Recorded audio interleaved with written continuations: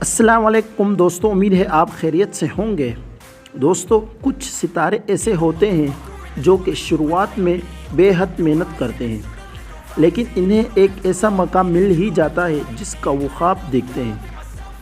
آج ہماری اس ویڈیو میں ہم آپ کو بھارتی اداکار نواز الدین صدیقی سے متعلق بتائیں گے۔ دوستوں، بھارتی اداکار نواز الدین صدیقی کا شمار ان مشہور اداکاروں میں ہوتا ہے جو کہ منفرد اور دلچسپ انداز کی بدولت جانے جاتے ہیں۔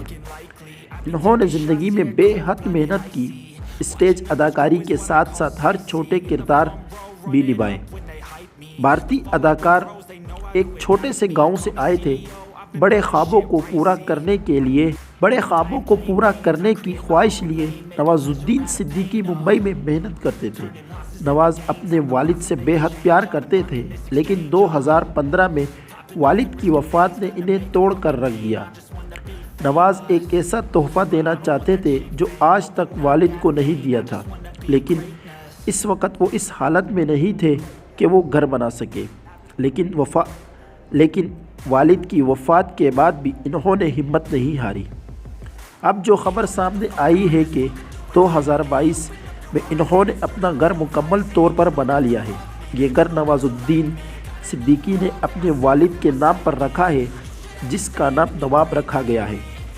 اداکار نے اس گھر کو خود ڈیزائن کیا ہے اور گھر کا رنگ بھی خود منتخب کیا ہے۔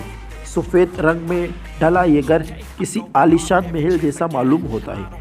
نواز الدین صدیقی کو اس گھر کے ڈیزائن کی تیاری میں 3 سال لگے تھے۔ تو گائس، آپ کو ہماری یہ ویڈیو کیسی لگی آپ ہمیں کامنٹ سیکشن میں بتا سکتے ہیں۔ شکریہ۔